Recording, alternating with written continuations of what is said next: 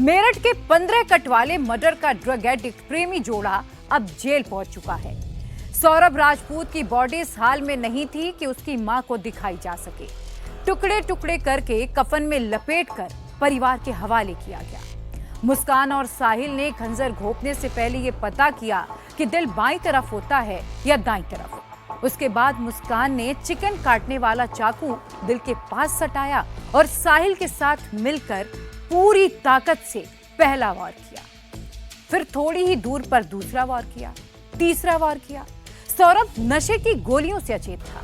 चाकू के पहले वार से उसकी आंख तो खुली, लेकिन आवाज नहीं निकल पाई।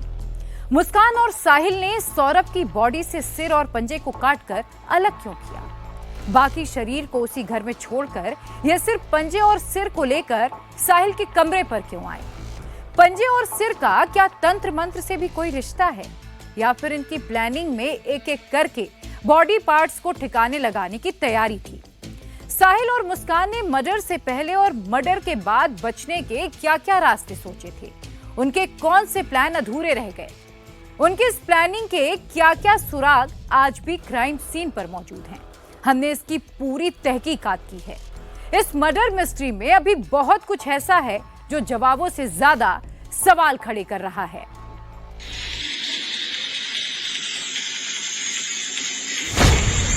ग्यारह मार्च को साहिल की बर्थडे पार्टी सेलिब्रेट की गई। मुस्कान बहुत खुश थी।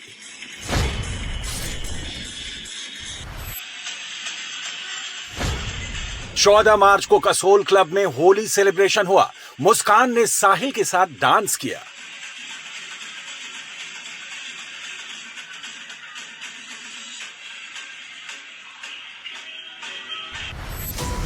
शिमला की वादियों में भी मुस्कान ने खूब सेल्फी ली, खूब फोटो खिंचाई। 4 मार्च से 17 मार्च तक मुस्कान की कोई भी फोटो देख लीजिए, कोई भी वीडियो उठाकर देख लीजिए, लगेगा नहीं कि वो महापाप करके आई है। किसी भी तस्वीर में पछतावा, दुख जैसा कुछ नजर नहीं आएगा। सौरभ की मौत के बाद वो अपनी आजादी को एंजॉय कर रही थी, लेकिन इससे पहले उसने क्या किया? पोस्टमार्टम रिपोर्ट में क्या लिखा है, बर्बरता की दास्तान को देख लीजिए। सौरभ के सीने पर मुस्कान ने पहला वार सीधे दिल पर किया। उसके कलेजे को 6 सेंटीमीटर लंबाई और 3 सेंटीमीटर चौड़ाई से चीर दिया। उसकी आवाज तक नहीं निकल सकी। सौरभ के संभलने से पहले ही पहले वार के नजदीक दूसरा वार कर दिया। इस बार सौरभ का कलेजा करीब 3 सेंटीमीटर चीर दिया। नशे की डोज लेकर सो रहा सौरभ संभल पाता, उससे पहले ही तीसरा हमला हो गया। इस बार भी दिल 3 सेंटीमीटर से ज्यादा चीरा गया।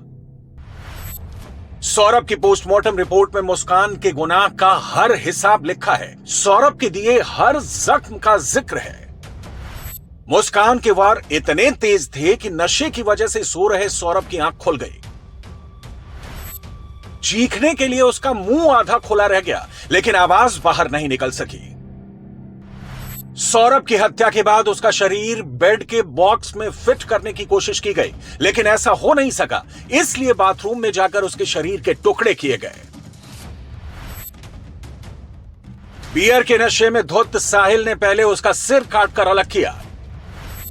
इसके बाद दोनों हाथ के पंजे कलाई से काटे गए। 4 मार्च की सुबह सौरभ की डेड बॉडी को ड्रम में फिट करने की कोशिश की गई। इसके लिए बेरहमी से उसके पैर भी मोड़ दिए गए। माना जा रहा है कि मुस्कान और साहिल शव के छोटे छोटे टुकड़े करके हर निशान को मिटाना चाहते थे, हर सबूत को छिपाना चाहते थे। सर, बॉडी को क्या सिर्फ काटा गया या फिर जो हड्डियां थीं उनको क्रश करने की भी कोशिश हुई? क्योंकि जो बेड है वहां पर एक मिक्सी का जार भी देखा गया है कि मिक्सी का जार पड़ा हुआ है। तो क्या जैसे दिल्ली में श्रद्धा वॉकर वाला केस हुआ था, क्या इनकी कोशिश ऐसी हुई कि बॉडी के ज्यादा छोटे पार्ट हो जाएं ताकि डंप करने में आसानी हो? इस चीज को भी आप जांच में ले रहे हैं। मिक्सी का जार क्या कर रहा था वहां पे? देखिए, इसके बारे में जानकारी की जा रही है। जैसे मैंने बताया कि अभी जो एविडेंस मिले, पोस्टमार्टम मिला है, उसमें केवल कटिंग का ही है। इनसे रिमांड पे लेके पूछताछ की जाएगी। इनका जो मोटिव है, इंटेंशन है, वो जानने का प्रयास किया जाएगा। फिलहाल ऐसा कोई एविडेंस नहीं मिला हमें जिससे ये प्रतीत होता हो कि लोग ना पूछताछ में इन्होंने बताया कि इनका किसी तरह से डिस्पोज करने का या क्रश करने का इनका इरादा था। कटिंग क्यों की, क्या किया, उनसे पूछताछ करके जो भी तथ्य सामने आएंगे उसको आप लोगों को जल्दी अवगत कराया जाएगा। सौरभ के शरीर को इस बेरहमी से काटा गया कि शव लेते वक्त भाई के हाथ कांपने लगे। उसकी मां को तो कपड़े में लिपटा हुआ शव ही दिखाया गया। सौरभ मर्डर केस का सबसे बड़ा मोटिव नशा है। मुस्कान ने नशे की लत पूरी करने के लिए अपने ही सुहाग को रास्ते से हटा दिया। उसे लग रहा था कि सौरभ अगर जिंदा रहा तो साहिल के साथ मिलकर वो सूखा नशा नहीं कर पाएगी और सौरभ की मौत के बाद वो नशे में डूब गई। 4 मार्च की रात करीब 3 बजे सौरभ का सिर कलाई लेकर मुस्कान साहिल के घर पहुंची। बताया जा रहा है कि यहां दोनों ने मिलकर कुछ नशा किया। 4 मार्च की शाम 6 बजे साहिल मुस्कान हिमाचल के लिए निकल गए। मुस्कान साहिल को लग रहा था कि वो बच गए, मर्डर की किसी को खबर नहीं लगेगी। सौरभ रास्ते से हट गया, इसलिए मेरठ से निकलते ही दोनों फिर से नशे में डूब गए। सौरभ के पैसों पर अय्याशी करने लगे। मुस्कान और साहिल पर नशा बुरी तरह हावी था। वो कितना नशा करते थे इसका अंदाजा इस बात से लगाइए कि हिमाचल में साहिल हर रोज शराब की 2 बोतल लेकर होटल रूम में जाता था। रात को शराब खत्म होती, अगले दिन फिर वो शराब खरीद लेता। हिमाचल से लौटते वक्त भी साहिल मुस्कान ने शराब पी थी। ड्राइवर ने पहली बार उस वक्त मुस्कान को नशा करते देखा था। मेरे पास बुकिंग आई थी सवेरे 4 तारीख में 10 साढ़े 10 बजे 10 के आसपास में। फिर शाम के टाइम फोन आया 4-5 बजे 9 बजे जाएंगे, 5-6 बजे ऐसे निकलेंगे तो पहुंच जाना दिल्ली चुंगी पहुंच कर फोन कर लेना, मैं नंबर भेजूंगा और घर की उनके लोकेशन भेज दूंगा, उनके घर चले जाना, फोन कर लेना। मगर ठीक है, उनको बैठा लेना। मैं पहुंचा, वहाँ पहुंच तो गया था मैं वहाँ 6:30 बजे। वे चले गाड़ी में 7 सवा 7। सांझ को अपना लड़का जो है जो चोटा बांध रखा उसने, साहिल ने चोटा से बांध रखा सिर पे, वो तो 2 डेली 1 या 2 बोतल लेकर जा रहा था रूम में। शराब पीता था? हाँ, शराब पीता था। लड़की को मुझे पता नहीं था कि नशा करती है लड़की तो मैंने जब देखा, जब मेरठ के लिए वापसी आ रहे थे, सामने से ली थी इन्होंने 3 कैन, वहाँ पी इन्होंने, लड़की ने मेरे सामने गाड़ी में पीछे बैठ के। 18 मार्च को गिरफ्तारी के बाद से भी साहिल मुस्कान की हालत बहुत खराब है। जेल में भी दोनों नशे की मांग कर रहे हैं। जेल सूत्रों की माने तो मुस्कान साहिल ने जेल में साथ रहने की डिमांड की थी, लेकिन जेल नियमों के चलते ऐसा नहीं हो सका। जेल के अंदर साहिल और मुस्कान को अलग अलग कॉमन बैरक में रखा गया है। मुस्कान 40 महिला कैदियों के साथ बैरक नंबर 12 में रह रही है, जबकि साहिल को बैरक नंबर 18 में आम कैदियों के बीच रखा गया है। 19 मार्च को बैरक के अंदर मुस्कान पहले दिन गुमसुम बैठी रही। उसने खाना तक नहीं खाया, जबकि साहिल को दाल रोटी दी गई तो उसने खा ली। 20 मार्च को मुस्कान ने समझाने पर जेल का खाना खा लिया, लेकिन किसी से बात नहीं की। अपने चेहरे से कपड़ा भी खाने नाश्ते के लिए ही हटाया, जबकि साहिल पूरी तरह नॉर्मल रहा। मेरठ के वरिष्ठ जेल अधीक्षक वीरेश राज जी इस वक्त हमारे साथ मौजूद हैं। सर, दोनों जेल में आए, मुस्कान और साहिल, जब वो जेल में आए उसके बाद से किस तरीके का उनका हरकतें थीं, कैसा व्यवहार था और क्या डिमांड वो लोग कर रहे हैं आप लोगों से? देखिए, 3 दिन पहले जब वो जेल में आए तो साथ में रहना चाहते थे और पास में रहना चाहते थे बैरक के। तो हमने कहा जेल में सिस्टम नहीं हो सकता। जेल का प्रक्रिया है कि पुरुष बैरक से महिला बैरक बहुत दूर होती है, बिल्कुल अलग होती है। वो महिला निरीक्षकों की सुरक्षा में होती, तो उनको अलग रखा गया। फिर वो मान गए। खाने की समस्या थी, खाना भी शुरू कर दी।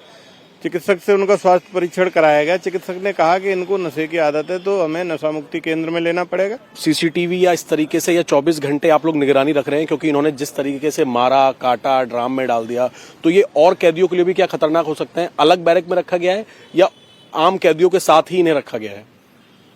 आम कैदियों के साथ रखा गया है, लेकिन थोड़ा सा पृथक इसलिए किया गया है कि आम कैदी इनसे बार बार इनके केस के बारे में न पूछें, इनसे बार बार बात न करें, ताकि किसी भी तरह की कोई इनके मन में उल्टी सीधी बात ना आए। जेल जाने के बाद से ही मुस्कान साहिल से मिलने कोई नहीं आया। जेल में पहनने के लिए उसके पास कपड़े तक नहीं है। जेल प्रशासन की ओर से ही साहिल को कपड़े दिए गए हैं, लेकिन दोनों किसी भी दूसरे कैदी से बात नहीं कर रहे। मुस्कान ने एक बार जरूर अपनी बेटी से बात करने की इच्छा जताई, लेकिन अब जेल में दोनों की हालत खराब हो रही है, क्योंकि दोनों को नशा नहीं मिल रहा है। जेल सूत्रों की माने तो 22 मार्च को नशा ना मिलने के कारण साहिल और मुस्कान दोनों ही बेचैन हो गए। सूत्रों का कहना है कि साहिल ने जेल में गांजे की मांग की, जबकि मुस्कान ने मॉर्फिन मांगा। जेल में आने से पहले सीएमओ और मेडिकल कॉलेज के माध्यम से और जिला अस्पताल के माध्यम से जो उपचार होता है वो ही बता सकते हैं, लेकिन हम ये कह सकते हैं कि वो नशा ले रहे थे, ये निश्चित है।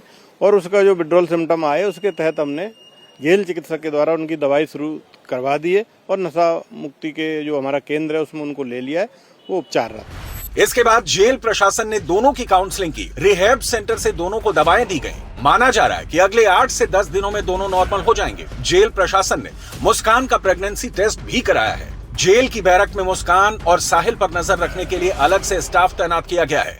24 घंटे दोनों पर पैनी नजर रखी जा रही है। मुस्कान के लिए अलग से 2 महिला कर्मचारी तैनात की गई हैं। ये दोनों वहां पर नॉर्मल रह रहे हैं, रो रहे हैं, या फिर कोई पछतावा आप लोगों ने देखा? क्योंकि इतना हाईलाइट ये केस हो गया है, कोई पछतावा, कोई चेहरे पे शिकन इनके, या ऐसा कोई गलती हो गई हो इनसे, इस तरह की बातें? देखिए, परेशान और चिंतित तो हैं। पछतावा है कि नहीं ये तो मैं अभी नहीं कह सकता, लेकिन परेशान और चिंतित हैं। और इसी के तहत हम लोगों ने भी ये व्यवस्था की है कि पूरी सुरक्षा की व्यवस्था सीसीटीवी के माध्यम से, बंदीरक्षकों के माध्यम से, डिप्टी जेलर के माध्यम से, सब तरह की जेलर के माध्यम से, और मैं स्वयं सुरक्षा की मॉनिटरिंग कर रहा हूँ तथा जिस तरह की भी आवश्यकता पड़ेगी उस तरह का उपचार हम करेंगे। और अभी वो उनकी दिनचर्या धीरे धीरे सामान्य होती जा रही है और धीरे धीरे सुचारू रूप से चलने लगी। आप खाना खा रहे हैं, खाना वाना खा रहे हैं? हाँ, अब जेल के शेड्यूल के हिसाब से नाश्ता, दोनों टाइम खाना वो ले रहे हैं और सामान्य है। पुलिस सूत्रों का कहना है कि मुस्कान और साहिल दोनों सूखा नशा करते थे। सौरभ की गैर मौजूदगी में साहिल मुस्कान इंजेक्शन के जरिए नशे की डोज लेते थे। इसके भी कुछ सबूत पुलिस के हाथ लग चुके हैं। मुस्कान को पता है कि जेल से उसकी जमानत कराने के लिए कोई नहीं आएगा, उसका परिवार भी उसका साथ नहीं देगा।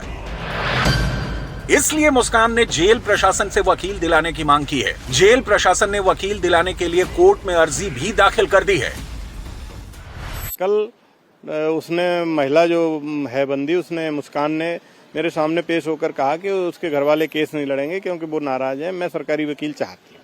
अतः हमने उसका प्रार्थना पत्र लेकर के माननीय न्यायालय को उसको भेज रहे हैं और उसको सरकारी वकील दिलवाने की अनुशंसा करते हुए प्रक्रिया पूर्ण कर रहे हैं।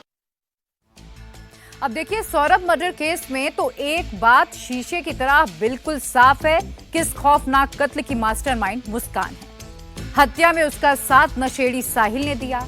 दोनों की गिरफ्तारी भी हो चुकी है, लेकिन अभी भी इस केस में कई सारे ऐसे लिंक्स हैं जो मिसिंग हैं। अभी तक यह साफ नहीं हुआ कि मर्डर के 14 दिन के बाद आखिर साहिल और मुस्कान होटल के रूम से बाहर क्यों नहीं निकले। हिमाचल प्रदेश में ये दोनों बंद कमरे में क्या प्लानिंग कर रहे थे। 17 मार्च को जब मुस्कान मेरठ पहुंची तब तक किसी को भनक नहीं थी कि सौरभ का कत्ल हो चुका है। फिर आखिर अचानक ऐसा क्या हुआ कि मुस्कान खुद ही सरेंडर करने पहुंच गई। ऐसा क्या हुआ कि उसने खुद जाकर अपनी मां को मर्डर की पूरी दास्तां सुना दी। सौरभ को जो नशे की दवाई दी गई थी, उसे खरीदने के लिए मुस्कान के साथ जो बुजुर्ग गया था, आखिर वो कौन है।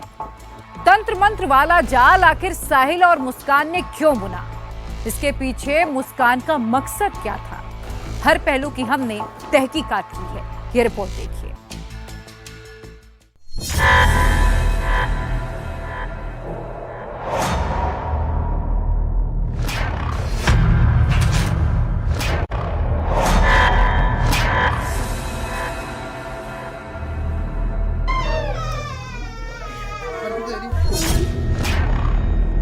चार मार्च से 6 मार्च तक मुस्कान साहिल शिमला में रहे। 6 मार्च से 11 मार्च तक मनाली रहे।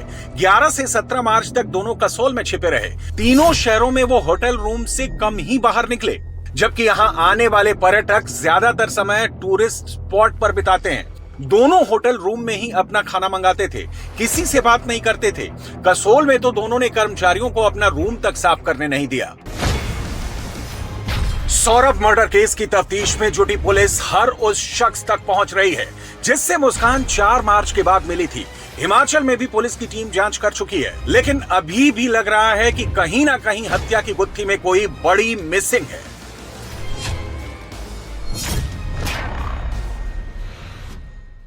ये 10 तारीख को आए थे यहाँ पे। इनका नाम साहिल शुक्ला और मुस्कान रस्तोगी नाम था इनका। ये 10 तारीख को यहाँ पे आए थे स्टे के लिए। तो ये लॉन्ग टर्म के रुके थे, रखे 5-6 दिन के रुके थे और 16 को चेकआउट होता है इनका। लिस्ट हम जैसे आईडी मांगी तो उन्होंने बोला कि हमारी वाइफ भी है जब चेक इन टाइम में, तो बाकी तो ऐसा हुआ कुछ नहीं स्पेशली बताया उन्होंने। तो जैसे जो सिंपल प्रोसीजर होता है आईडी वगैरह दी उन्होंने और वैसे चेक इन हुआ उनका। यूजुअली वो कमरे में रहते थे ज़्यादा अपना टाइम ना, मतलब बाहर भी कम ही जाते थे, तो मतलब ज़्यादा वो कमरे में रहते थे। मतलब 5-6 दिन तक यहाँ पे रहे तो किसी से मिलते जुलते नहीं थे यहाँ पे ना वो। तो तो कभी मतलब दिन में एक आधा बार निकलते थे बाहर, बाकी उनका जो भी मतलब खाना वगैरह रूम में ही जाता था। मतलब उनका बाहर मतलब लोगों से इतना मिलते नहीं थे वो, मतलब जैसे स्टाफ वगैरह से इतना बातचीत नहीं थी। सवाल यह है कि मुस्कान के होटल रूम में ऐसा क्या था, क्यों उसने किसी को अंदर नहीं घुसने दिया? आखिर बंद कमरे में बैठकर दोनों क्या प्लानिंग कर रहे थे? सौरभ मर्डर केस में पुलिस की जांच के दायरे में सौरभ को दिया जाने वाला नशा भी शामिल हो चुका है। 3 मार्च की शाम मुस्कान ने सौरभ को खाने में मिलाकर नशे की दवाई दी थी, जिसे खाकर सौरभ गहरी नींद में सो गया था। बताया जा रहा है कि मुस्कान ने कुछ दिन पहले डॉक्टर को दिखाया था, खुद को एंजाइटी पेशेंट के तौर पर पेश किया था। इसके बाद इंटरनेट से सर्च कर डॉक्टर की पर्ची पर नशे की दवाई ऐड की थी। सूत्रों का कहना है कि मुस्कान जब दवाई खरीदने गई तो उसके साथ कोई और भी था। मुस्कान के साथ मौजूद व्यक्ति ने खुद को उसका पिता बताया था। पुलिस अब उस शख्स को भी जांच के दायरे में ले सकती है। सौरभ मर्डर केस में लगातार चौंकाने वाले खुलासे हो रहे हैं। साहिल और साथ ही मुस्कान इस वक्त जेल में हैं, लेकिन कत्ल करने से पहले किस तरह की साजिश रची गई? मुस्कान एक बुजुर्ग शख्स के साथ एक मेडिकल स्टोर पर आती है जो कि खैर नगर में पड़ता है। वहां के जो मालिक हैं अमित जोशी जी, वो हमारे साथ मौजूद हैं। अमित जी, मुस्कान नाम की महिला कब आपकी दुकान पर आई थी, क्या प्रिस्क्रिप्शन लेकर आई थी और साथ में कौन था? सर 1-1.5 महीने पुरानी बात है। एक बुजुर्ग के साथ आई थी, उनकी दिमाग की दवाई बता रही थी कि उनको दिक्कत है, तो वो दवाई दी गई थी और प्रिस्क्रिप्शन पे दी गई थी। और प्रिस्क्रिप्शन भी जो लाई थी वो फ़ोन में लाई थी। हाँ, ऐसा ओरिजिनल प्रिस्क्रिप्शन नहीं था, फ़ोन का प्रिस्क्रिप्शन था। तो उसमें से नॉर्मली जो दवाई थी वो आयुर्वेदिक की थी, वही दवाई दी गई थी और यही दिया गया था और उसमें कुछ और था नहीं। जो प्रिस्क्रिप्शन था जो उन्होंने मोबाइल में दिखाया, जो उनके साथ बुजुर्ग थे, उनको वो क्या कह रही थी, कौन है उनके? फादर बता रही थी कि मेरे पिताजी की दवाई है। साथ में इनके थे। बॉडी लैंग्वेज उस वक्त क्या लग रही थी लड़की की, मुस्कान की, अगर आपको याद हो? और साथ में जो बुजुर्ग थे उनसे क्या बात कर रही थी वो? नॉर्मली वो स्कूटी पे बैठे थे और वो ऊपर खड़ी थी, तो वो उनसे बार बार यही कह रही थी कि जी ये दवाई मिल जाए तो मेरे को दिक्कत खत्म हो जाएगी। तो वो थी बस बात, और दवाई उन्हें वो दे दी गई थी। तो पिता के लिए दवाई मांग? हाँ, पिताजी के लिए। तो अपने फादर बना के लाई थी कि मेरे पापा को दिक्कत है, वो उनसे चला नहीं जा रहा, उठा नहीं जा रहा, मैं उनको बैठा के लाई हूँ।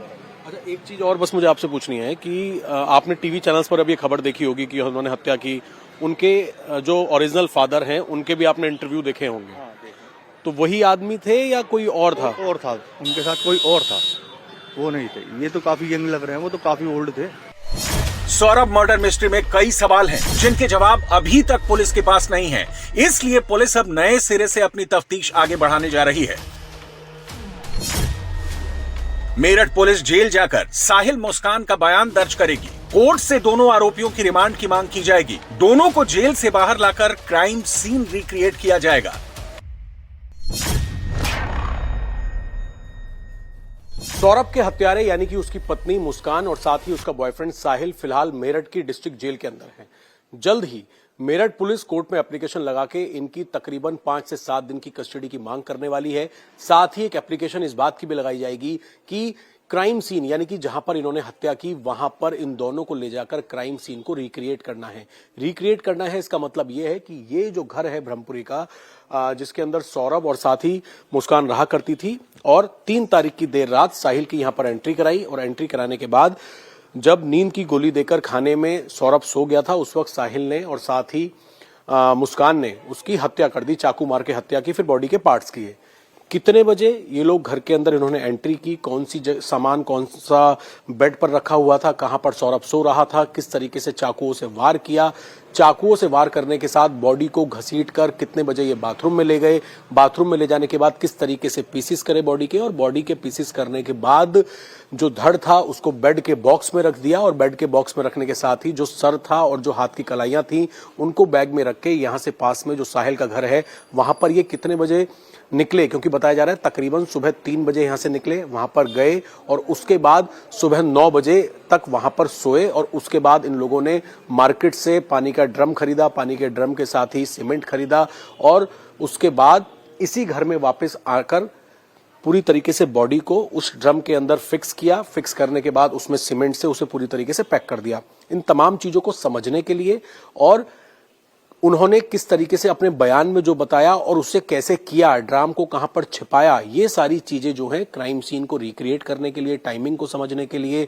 क्या ये जो बोल रहे हैं वो सब कुछ सही है, कमरे की किस तरह की जो अवस्था है वो किस तरीके की है, बेड पर फिलहाल क्या क्या चीजें मौजूद हैं, इसकी फोरेंसिक जांच भी की जाएगी। तो साथ ही क्राइम सीन को रिक्रिएट करने के लिए फिलहाल मेरठ पुलिस लगातार कोशिश कर रही है और बहुत जल्द इनको कस्टडी में लेने के बाद मुस्कान और साहिल को लेकर मेरठ पुलिस की टीम इसी घर में पहुंचेगी और इस पूरी वारदात का क्राइम सीन रिक्रिएट किया जाएगा। मुस्कान साहिल ने पूरी प्लानिंग के तहत सौरभ का मर्डर किया है, ये शीशे की तरह साफ है। लेकिन कुछ सवाल ऐसे हैं जिनका जवाब अभी तक लोगों को नहीं समझ में आ रहा है। सौरभ की मौत का मुस्कान को कोई मलाल नहीं था, फिर अचानक खुद उसने अपना गुनाह कबूल क्यों किया? क्या मुस्कान के पास एग्जिट प्लान नहीं था या फिर गुनाह कबूलना उसके किसी प्लान का हिस्सा है?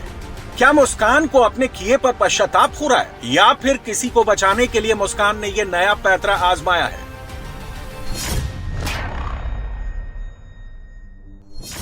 हो सकता है उसके बाद ये कुछ नई प्लानिंग बता देते कि वो तो वहीं रह के मर गया या कुछ हो गया, गुमराह हो गया, फोन वहीं छोड़ आती। वो पता नहीं उनके घर वालों की क्या बाद में प्लानिंग बनी कि तुम वापस आ जाओ और अपने आप को सरेंडर कर दो। और उसके पीछे भी पता नहीं इनके क्या लॉजिक है सरेंडर करवाना स्पेसिफिकली।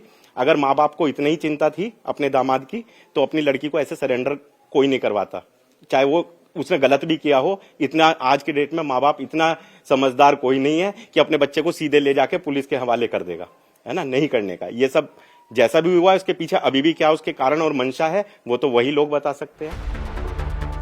ये बात किसी के भी गले नहीं उतर रही है कि मुस्कान ने खुद गुनाह कबूला, क्योंकि मुस्कान अच्छे से जानती थी कि गुनाह कबूलते ही साहिल और वो जेल भेज दिए जाएंगे। वो तो इतनी शातिर है कि उसने पहले से ही आगे की प्लानिंग कर रखी थी। पुलिस और लोगों को भूल भुलैया में घुमाने के लिए बाकायदा सारी तैयारी की हुई थी। सवाल यह है कि क्या मुस्कान ने साहिल को मोहरे की तरह इस्तेमाल किया? मुस्कान ने जानबूझकर तंत्र मंत्र वाला एंगल प्लांट किया। साहिल के काले जादू वाला कमरा पुलिस को उलझाने के लिए है। काला जादू, ड्रग्स, सरेंडर मुस्कान के बड़े प्लान का हिस्सा है।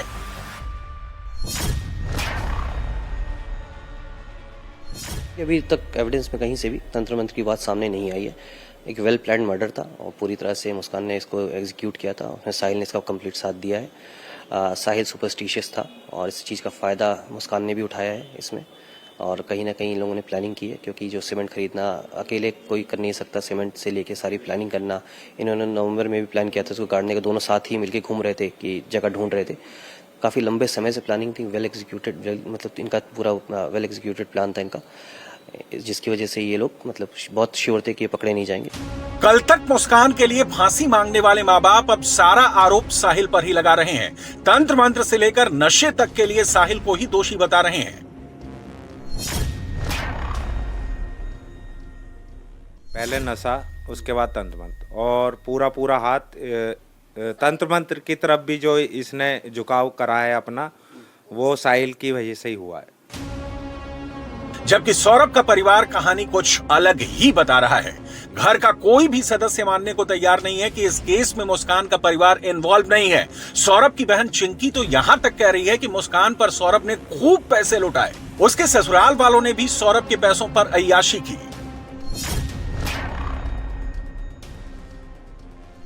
उसे हमने यही बोला था कि तू इतना पैसा कमा के ला रहा है तो तू सावधान रहना और उस पैसे का किसी से जिक्र मत करना। तू हमसे कर पर तू किसी गैर आदमी पे मत करना। और पता नहीं उसे कैसे बहला फुसला के पूरा का पूरा पैसा है उन्होंने हड़प लिया। एक पूरा 50 लाख का मकान है, 4 पहिए की गाड़ी है, हीरे जवाहरात हैं, मतलब गोल्ड के टॉप्स हो गए, डायमंड की रिंग हो गई, चेन हो गई 1.5-2 लाख की, ये सारी चीज़ें थी। इसके अलावा 1.5 लाख का मोबाइल 16 प्रो, आईफोन 16 प्रो, जो कि उसकी बहन को दिया गया है। आप मुझे एक चीज़ बताइए, जिसके पापा किसी सुनार की दुकान में लेबर का काम करते होंगे, उनके पास कहाँ से आ जाएगा इतना पैसा जो वो ले पाए? वो तो सब जब से मेरा भाई गया है तब से उनकी चांदी बनी है। सच बात यह है कि साहिल और मुस्कान ने हिमाचल ट्रिप पर सौरभ के पैसों से ही अय्याशी की थी। लंदन से लौटे सौरभ के अकाउंट में 5 से 6 लाख रुपए के बीच मौजूद थे। इन्हीं पैसों के लिए पहली बार मुस्कान ने अपनी मां को भी कॉल किया था। सौरभ और मुस्कान की हेट स्टोरी के कई सारे सवाल ऐसे भी हैं जिनके जवाब अभी तलाशे जाने हैं। 2021 में सौरभ मुस्कान से तलाक लेना चाहता था। सवाल यह है कि मुस्कान ने मर्डर की जगह तलाक का फैसला क्यों नहीं लिया, जबकि उसकी मां भी तलाक के लिए तैयार थी।